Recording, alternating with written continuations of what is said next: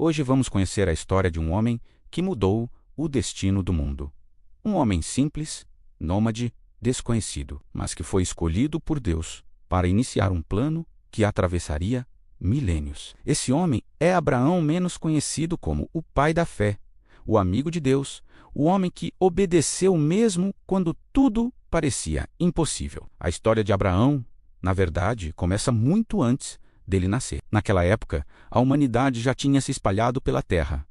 Povos, línguas e culturas se formavam por toda parte. Mas, espiritualmente, o mundo estava em trevas. A idolatria, a injustiça e o orgulho dominavam os corações. As pessoas adoravam deuses estranhos.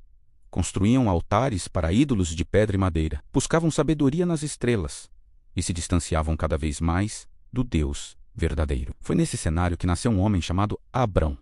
Ele era filho de Terá e vivia na cidade de Ur dos Caldeus, uma região que hoje conhecemos como parte do Iraque. Ur era uma cidade rica, cultural e economicamente avançada, mas espiritualmente caída. E foi ali, no meio da idolatria, que a história da fé começou a ser reescrita. Quando Abrão tinha 75 anos, uma idade em que muitos acreditariam que a vida já chegou ao seu fim, algo extraordinário aconteceu.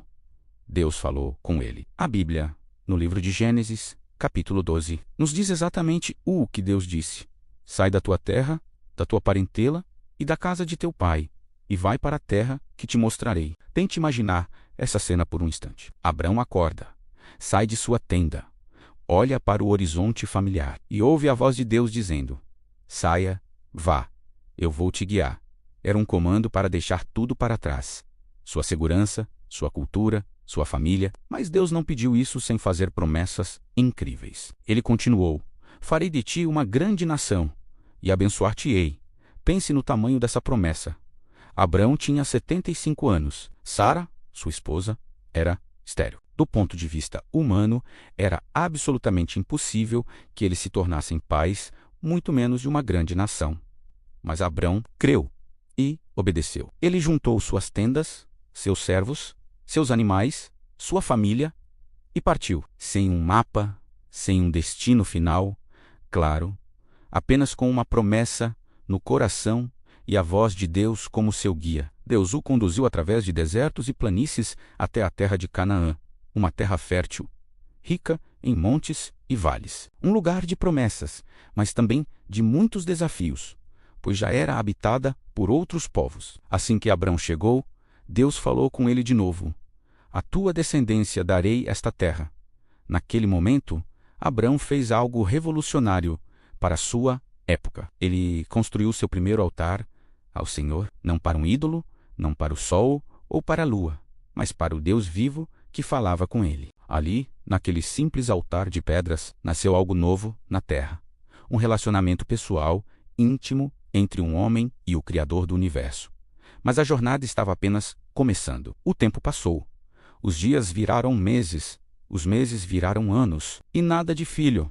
O silêncio de Deus parecia ensurdecedor. Sara chorava em sua tenda. Abrão, à noite, caminhava sob o céu estrelado, talvez se perguntando quando a promessa se cumpriria. Numa dessas noites, Deus o chamou para fora da tenda e disse: olha agora para os céus e conta as estrelas, se é que podes contá-las.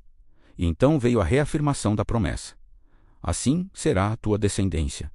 A Bíblia diz que, naquele momento, Abrão creu no Senhor. E essa atitude mudou tudo. O versículo seguinte diz: e isso lhe foi imputado por justiça.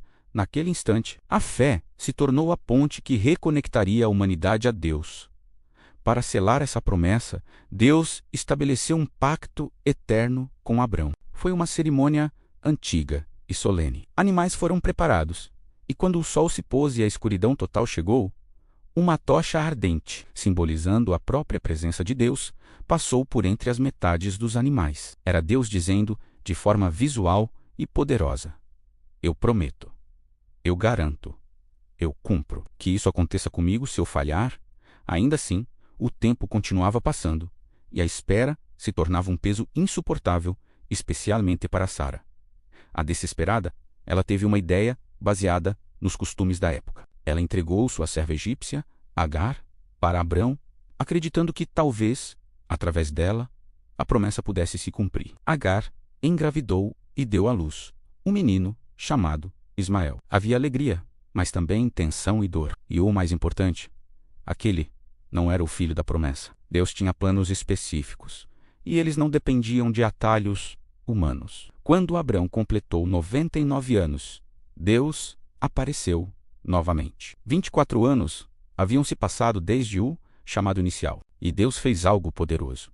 Ele mudou o nome de Abrão, que significava pai exaltado, para Abraão, que significa pai de muitas nações. E o nome de Sarai foi mudado para Sara, que significa princesa ou mãe de nações. Deus renovou a promessa e desta vez deu um prazo. Daqui a 1 ano, Sara, já com 90 anos, teria um filho. Ao ouvir isso, Sara, que escutava escondida na tenda, riu um riso de incredulidade. Eu, uma mulher velha, vou ter esse prazer?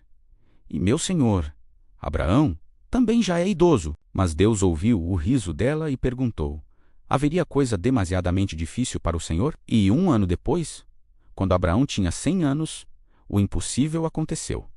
Sara engravidou e nasceu Isaque, cujo nome significa riso. O riso de incredulidade se transformou em riso de pura alegria. A alegria tomou conta da tenda. A promessa, que antes era apenas uma voz, agora era um bebê vivo, chorando nos braços de Abraão. Mas a jornada de fé de Abraão ainda não havia terminado. Anos depois, veio a prova suprema, o momento mais profundo e doloroso de sua história. Deus o chamou e disse palavras que devem ter rasgado sua alma.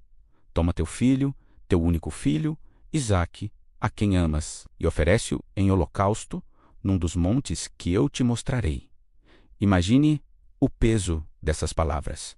O filho da promessa, o futuro de todas as nações, o milagre pelo qual ele esperou 25 anos. Deus estava pedindo tudo de volta. A obediência de Abraão aqui é algo que desafia nossa compreensão. Ele não questionou, não argumentou. Na manhã seguinte, ele se levantou, preparou tudo e subiu o Monte Moriá com o filho ao lado. No caminho, o jovem Isaque, sem entender, pergunta: meu pai, aqui estão o fogo e a lenha, mas onde está o cordeiro para o sacrifício? E a resposta de Abraão é uma das maiores declarações de fé de toda a Bíblia.